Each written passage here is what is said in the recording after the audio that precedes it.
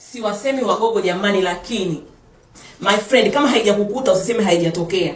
My dear, nilipataka huyu mkaka mgogo. Akaniambia mimi wazazi wangu wako mjini. Unaelewa vizuri, wazazi wangu wako mjini, kwa hiyo nitakupeleka nenda nikakutambulishe. Mimi kwanza nikawa nashangaa kwa sababu wakati ananiambia tu nenda nikakutambulishe ilikuwa ndio kama hata mwezi hujaisha. I was like hata mwezi hujaisha unanipeleka kwa wazazi naenda kunitambulisha inakuwaje? Akasema hamna, unajua nataka tupeleke vitu kihalali, najua nataka uwajue wazazi wangu, mjuane nini, mwe mnawasiliana hivyo, hata nikikuoa mwe mshazoeana.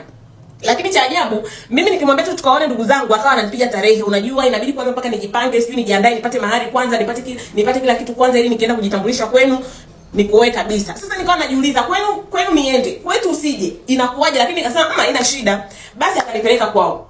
Mama yangu akaanza kunipigia na ana wadogo zake kabisa ambao hao bado wanasoma shule. Mama yangu akaanza kunipigia. Yaani kwanza ile nilipofika mama yangu alivyonikumbatia, nakwambia mkumbato ule kama mtoto wake amemuona. Wakawa wachangamfu, yani wananichangamkia, yani wananisemesha kama wananijua miaka na miaka. Nikawa nasema inawezekana familia yao ni watu wa upendo.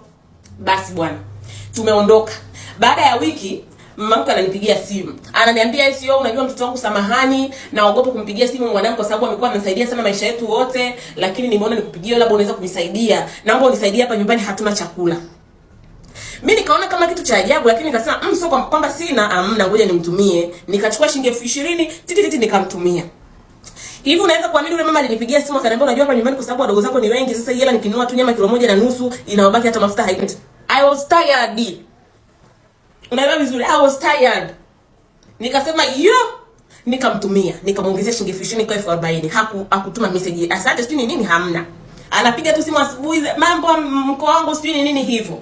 Baada ya siku 3 mtoto ananipigia simu, mdogo wake, wifi mdogo. Shuleni unajua kuna madaftari ambayo nilikuwa nimenunuliwa, sasa niliyasahau bahati mbaya darasani hapa, naogopa kumwambia kaka kwa sababu huwa ananunua, naogopa kumwambia mama pia, kwa hiyo wifi naomba unisaidie. Nikasema Mungu wangu, inakuwaje hii familia? Nikaona sio kazi, nikamtumia shilingi 10,000, nikamwambia 10,000 hapo. Anapiga simu, daftari ambayo anatumiaga kuaga ni ya bei, kaka huwa ananunuliaga 1,700. Nikasema na ananiambia ameacha kile kifurushi chote darasani. Kwa hiyo ananiambia yani hapo anahitaji madaftari kama mangapi? Anahitaji madaftari kama 5. Maidia nikamwambia subiri kwanza. Nikasema nimpigie kakake. Nikasema hamna, kakake wewe nikimpigia nitaonekana kama si mchoyo, my friend. Nikamtumia, nikatuma 50,000, uwezi amini.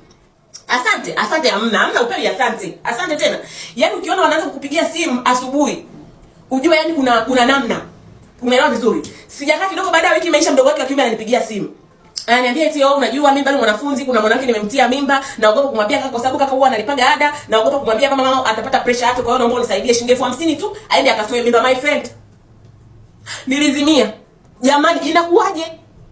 Kama yani hata miezi 3 haijafika. Vizinga vyote hivyo. Nikamwambia sina, nikamwambia sina, akaanza akaanza analia, mtoto wa kiume analia, sio itakuwaje? I was like okay, siwe mbaya. Nikachukua hiyo hela nikamtumia. Haya, shika hiyo hapo hela. Ikaenda hivyo, ni vizinga, mara chakula, mara nini, huku mama mkwe, huku mtoto. Huyu kaka alikuwa haombi. Siku anakuja ananiambia eti unajua mimi nataka nikuoe, nataka tuishi pamoja. Hapo niwaambie ndugu zangu, hapo nishatumia kama 5,000 na zaidi ndani ya miezi 6, nishatumia 5,000 na zaidi kwa vizinga alivyokuwa anapigwa. Sio naelewa vizuri. Wanakuja wa ndugu zao wengine huko wananiambia eti kaleta mke hapa sijui nini. Ngoja tukupe simu tuongee naye. My friend, unaongea nao, unaambia sijui ni mtoto wa shangazi, bibi mzaa baba huko sijui. Anaanza kukwambia eti mama mdogo, hebu nifanyie mpango wa kaptula hapo. Huko si unakuwa na kaptula mjini, naomba niulie kaptula. Mara sisi kama kimeshuka. Mama yangu anataka kusafiri, unapigiwa simu unaambiwa eti nataka kusafiri mko wangu, hebu naomba unisaidie hapo nauli, maana sina nauli. Mambo sijui nauma, hebu naomba unisaidie. Hapa nyumbani sasa ikawa kama mimi ndio baba ambaye kila kikitokea kitu napigiwa simu. Kila kikitokea kitu napigiwa simu. Wewe kaka siku moja ananiambia eti unajua nataka nikuoe, nataka tuoane, kwa hiyo nataka niende kwenu. Nikamwambia sawa, tukajipanga. Uzuri sikuambia nyumbani. Mimi nilikuwa nasema tuwe surprise kwa sababu yani kuna kitu ambacho kabisa moyo wangu ulikuwa unaniambia kabisa hapa Lizu umejichanganya. Lizu umejivuruga. Sikuambia nyumbani. Inakaribia kufika na baki wiki anaanza kuniambia eti unajua kazini kuna alikuwa anategemea kazini lakini yeye hajatoka, kwa hiyo ndio niazime kama 500 hapo nitakurudishia. Nikasema kama familia ingekuwa haijaanza kunipiga vizinga vile labda ningekuamini, nikamwambia hapana. Kama hela haijatoka, my friend, subiri. Ikitoka tutaenda, sina hata haraka. Mimi sijawaambia kama kuna mtu anakuja kujitambulisha. Sina haraka mimi mtoto wa madam. Basi ilipofika hapo hivi kuna siku moja yule mamake akanipigia simu hapo. Imepita kama wiki baada ya yule kusema kwamba baada kujitambulisha afu hajaenda. Imepita kama wiki ananipigia simu anaanza kuniambia eti nimekopa sijui mkopo, wanakuja kunidai hichi kinyumba tunachokaa hapa, wanasema wanakiuza. Mama umekopa kama shilingi ngapi? 1.5 milioni. Sio naelewa vizuri. Amekopa 1.5 milioni. Ndio naomba unisaidie mko wangu, sijui nikipata nitakupa. Nikawa najiuliza sasa mama anasema akipata atanipa. Vizinga vitu hivi ambapo ananipiga. Alafu anasema akipata hela atanipa. Alikopa kwa hiyo mikopo amemvumilia mpaka amechoka anataka kuja kumuuzia nyumba. My friend, mimi natakuja kunipa 1.5 milioni. Mimi nikamwambia tu mama, samahani. Hiyo hapa sasa hivi mimi sina akiba, sina chochote hapa. Kwa hiyo hapa nikipata nitakupa. Wakawa wananipiga vizika vidogo dogo, mwisho siku nikaja nikaacha kutumia kabisa hela. Nikasema subiri. Nikampigia mama yake simu nikamwambia hapa nimeachishwa kazi lakini siwezi kumwambia mtoto kwa sababu naogopa sija akapata pressure sijui nini. Alipokata tu simu akasema mwanangu umeachishwa kazi. Haya pole, haya kwa heri, haya baadaye. Mtoto wake mdogo ananipigia simu umeachishwa kazi hizi, nikamwambia kuna tatizo nimepata. Hapo niliomba likizo kama ya wiki mbili hivi. Nikamwambia ndio nimeachishwa kazi. Mbona sasa hujaniambia? Sasa itakuwaje? Nikamwambia sasa itakuwaje nini kwa sababu mambo yangu mengi huwa najifanyaga mwenyewe, nilikuwa simuombi hela, independent woman. Nilikuwa najifanya independent woman, kunihudumia mpaka nioe. Kwa hiyo hata sikuwa namuomba hela, sikuwa namuomba nini. Zaidi sana mimi ndio nilikuwa nahudumia ndugu zake. My friend, kuanzia hapo nikawa nikipiga simu, niko kazini nitakupigia, niko busy, niko na bosi. Ukimpigia simu mama mkwe ni aidha asipokee au akipokea anakwambia subiri nitakupigia, niko jikoni napika. Sio, unaelewa vizuri. Mtoto sio hata umpigie wewe wifi mdogo sio nini, hakuna anayepokea simu, hakuna anayefanya nini. Nikasema hapa haiwezekani. Siku hiyo nilikuwa nimekaa zangu tu nyumbani, Machega ananicheza. Yaani kuna kitu kinaniambia nenda kwa bwana wako, nenda kwa bwana wako. Nikatoka siku hiyo nafika hapo nyumbani nikakuta kuna mdada anafanya karangati. Sio, unaelewa vizuri. Mdada anafanya vanga na mimi nikakaa hapo nikasikiliza, nakaa pembeni nasikiliza kwa sababu sasa ningesogea pale ubuyu nisingeupata. Dada analalamika anasema familia yako imenitapeli, nataka hela zangu. Milioni 2 familia yako imenitapeli, mamako tangu nikopeshe hiyo hela alivyosema kuna mikopo anadaiwa mikopo mpaka leo hiyo pesa yangu hajanipa, nataka pesa yangu utanilipa wewe. Polisi wako njiani. Nikasema mamake huyu ndo kusogea kwenda yule bwana kuniona na kumwambia anatetemeka.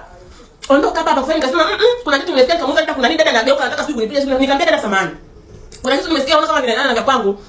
Nikamweleza situation yangu kidogo, akaniambia wewe ndio familia yao ilivyo. Hivyo hivyo wanavyosimulia na mimi ndio hivyo hivyo. Sasa mimi mamake nilimkopesha milioni 2 aliposema nyumba yake nataka kuuzwa. Sasa hivi nikimpigia simu hapokei, nikifanya chochote kile hafanye nini hivyo. Hivyo kumbe anaomba mama yake. Huyu kijana hakuombi hela. Lakini hela anaomba mama yake, wanaomba ndugu zake, wanagawana. Ndio kazi yao wanafanya mjini. Hana kazi, hana chochote ndio wanachokifanya mjini. My friend, I was tired.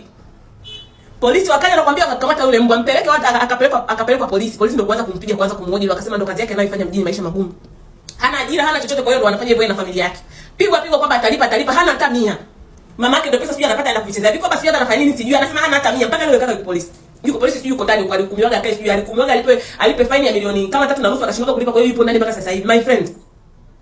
Kuna familia, alafu kuna familia hiyo. Familia za wagogo. Mungu anisamehe.